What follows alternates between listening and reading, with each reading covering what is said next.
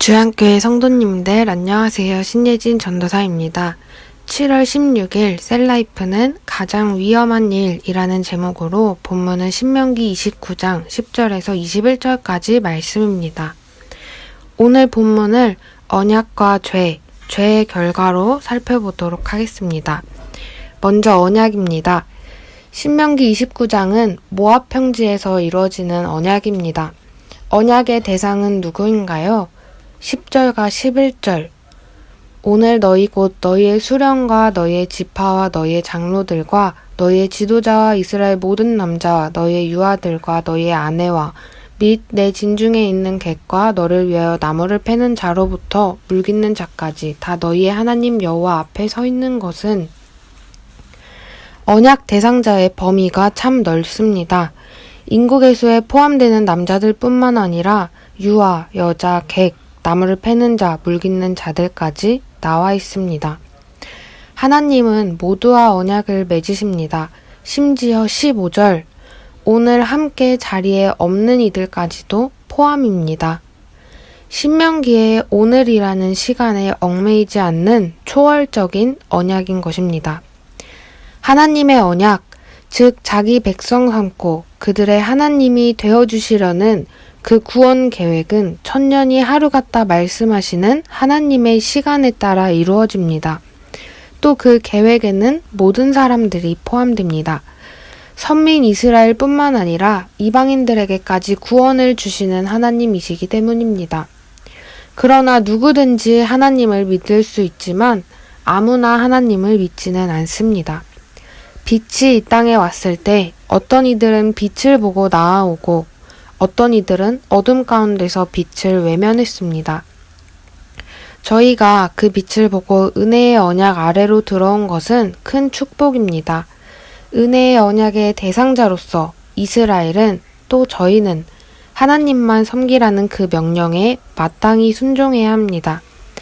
그러나 인간의 연약함은 하나님을 떠나 다른 것들을 섬기게 합니다. 바로 다음은 죄와 우상숭배에 대한 말씀입니다. 16절입니다. 살면서 무엇을 보느냐가 참 중요합니다. 그런데 더 중요한 것은 어떻게 보는가입니다. 어제 본문에서 이스라엘은 하나님이 행하신 모든 일을 보았습니다. 그런데 그들에게 깨닫는 마음과 보는 눈과 듣는 귀가 없었습니다. 그래서 하나님의 일하심을 큰 기적과 이적과 큰 시험과 이적과 큰 기사를 보아도 온전히 깨닫지 못했습니다. 오늘 본문에서 이스라엘은 여러 나라를 지나며 우상을 보았다고 말합니다. 그런데 같은 것을 보아도 어떻게 보는가에 따라 시각과 관점이 달라집니다. 모세는 우상들을 가증한 것, 이것의 뜻은 더럽고 정 떨어지는 뜻입니다. 가증한 것, 그저 목석과 은금의 우상으로 보았습니다. 그러나 몇몇의 이스라엘은 섬겨볼까? 보이지 않는 하나님보다 더 좋은데? 하는 마음이 들었습니다. 그래서 결국 나중에 하나님을 떠나 우상을 따라가게 됩니다. 같은 시각이지만 다른 관점인 것입니다. 어떻게 보는가가 참 중요합니다. 그리스도인들은 하나님의 관점으로 세상을 봐야 할 줄 믿습니다. 하나님 눈에 아름답다면 작고 초라해 보일지라도 기꺼이 하는 것, 하나님 눈에 가증하다면 크고 화려해 보일지라도 기꺼이 하지 않는 것, 무엇을 보든 하나님의 눈으로 세상을 봐야 할 줄 믿습니다. 하나님 나라의 안경, 즉 기독교적 가치관과 기독교적 세계관으로 세상을 보아야 합니다. 몇몇의 이스라엘은 우상을 하나님의 눈으로 보지 않고 인간적인 눈으로 보았습니다. 그래서 본능을 자극하는 제사의식, 눈에 보이는 것만으로도 매력적인 우상들이 좋아 보이고 옳아 보였습니다. 이 몇몇의 이스라엘을 오늘 본문에서는 독초와 쑥의 뿌리라고 표현합니다. 남자, 여자, 가족, 지파, 점점 커지는 공동체의 단위 속에 독초와 쑥의 뿌리 같은 자들이 생겨나는 것을 말하는 것입니다. 이런 자들은 하나님을 떠나 우상을 섬기는 자들입니다. 이것을 바울은 쓴 뿌리라고 말하기도 합니다. 쓴 뿌리는 많은 사람들을 더럽힙니다. 공동체를 오염시킵니다. 쓴 뿌리를 가진 사람의 특징은 19절, 이 저주의 말을 듣고도 심중히 스스로 복을 빌어 이르기를 내가 내 마음이 완악하여 젖은 것과 마른 것이 멸망할지라도 내게는 평안이 있으리라 하는 자입니다. 하나님을 떠나 우상을 섬기는 우상 숭배자들이 스스로 내게는 평안이 있다 말하는 것입니다. 젖은 것과 마른 것이 멸망한다는 것은 맹렬한 심판을 뜻합니다. 모든 것이 멸망한다 할지라도 자신에게는 평안이 있으리라 착각하는 것입니다.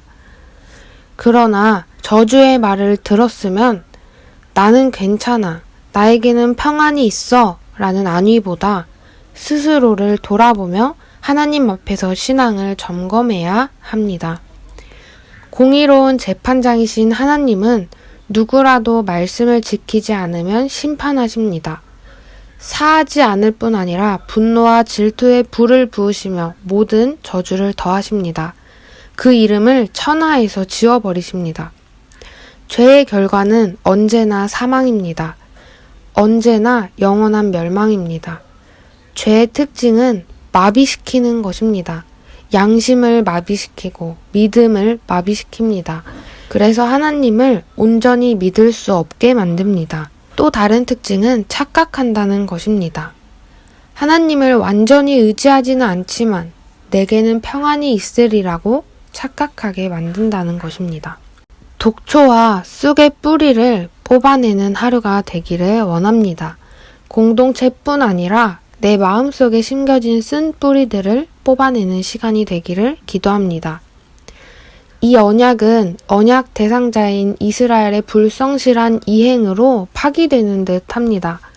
이스라엘이 나중에 저주가 성취되어 나라가 멸망하기도 했기 때문입니다. 그래서 하나님의 언약의 등불이 꺼진 듯해 보이지만 그 등불은 끝까지 꺼지지 않고 살아남아 결국 예수 그리스도라는 구원자를 통해 언약을 성취하십니다. 언약을 포기하지 않고 신실하게 이루시는 하나님의 사랑, 은혜, 인애를 헤세드라고 합니다.